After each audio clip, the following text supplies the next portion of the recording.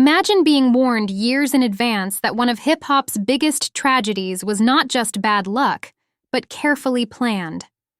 Imagine someone as close as Lil Kim sounding the alarm about Diddy, and no one listened.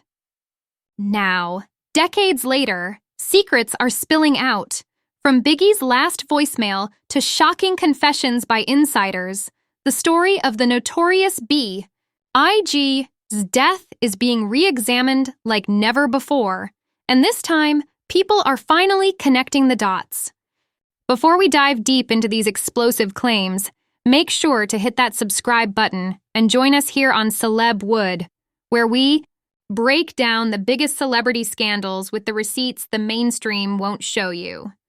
Christopher Wallace, better known as the Notorious B.I.G, wasn't just another rapper. He was the face of East Coast hip-hop, the crown jewel of Bad Boy Records, and the man who made Diddy's empire possible. In 1993, he signed to Bad Boy, and just a year later, his debut album, Ready to Die, changed music forever. But just 3 years later, in March of 1997, Biggie was gone, killed in Los Angeles after leaving a Vibe magazine party. The official story said it was a drive-by, but from the very start, people close to Biggie suspected something far darker. Now, insiders like Gene Deal, one of Diddy's former bodyguards, claim Biggie never should have been in LA in the first place. Tupac had just been murdered 6 months earlier. The city was a powder keg, and yet, Diddy rented studio time for Biggie in LA instead of keeping him safe in New York. To many, it felt like Biggie was being led straight into danger. Lil Kim herself warned people about Diddy. She said Puffy always looked out for himself first, and when she was locked up years later, he didn't even write her a single letter. Her words back then sound chilling now, especially when paired with the rumors that Diddy himself had whispered threats about Biggie's life. Fans today are rewatching old interviews and realizing Kim was dropping hints the whole time. She admitted Diddy blocked her from huge opportunities, a Michael Jackson feature, the Thong Song remix, opportunities that could have made her career unstoppable. Instead, she was sidelined. When Kim opened up about Diddy's selfishness, many brushed it off as bitterness. But now, with so many voices coming forward, from Jaguar Wright to Gene Deal, the public is starting to ask, was Lil Kim telling the truth all along?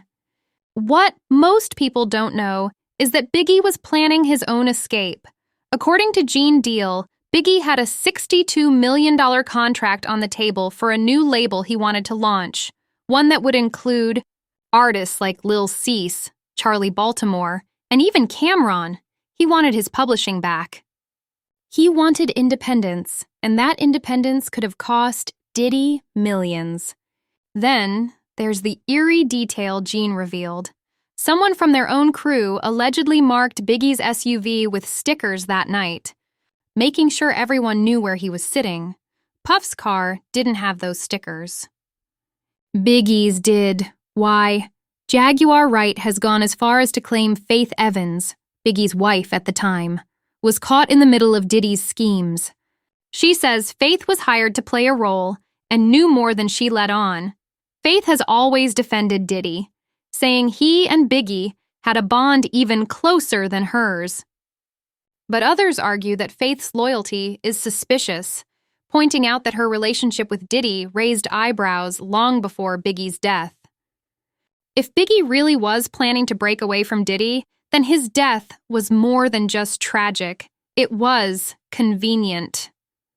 Because after Biggie's passing, Bad Boy Records' legacy only grew. Diddy made millions keeping Biggie's music alive, from posthumous albums to documentaries, while questions about who really benefited most never went away.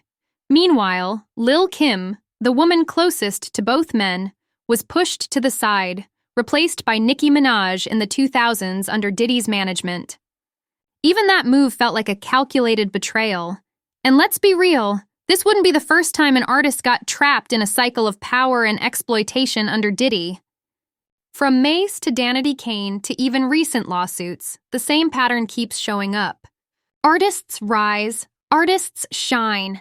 Then somehow, they're blocked, silenced, or destroyed.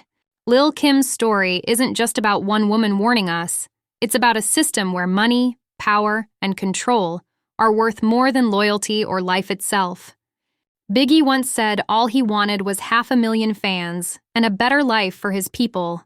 Instead, his legacy is surrounded by betrayal, conspiracy, and unanswered questions. Lil Kim tried to tell us. Gene Deal tried to tell us. Now, the truth is forcing its way into the light.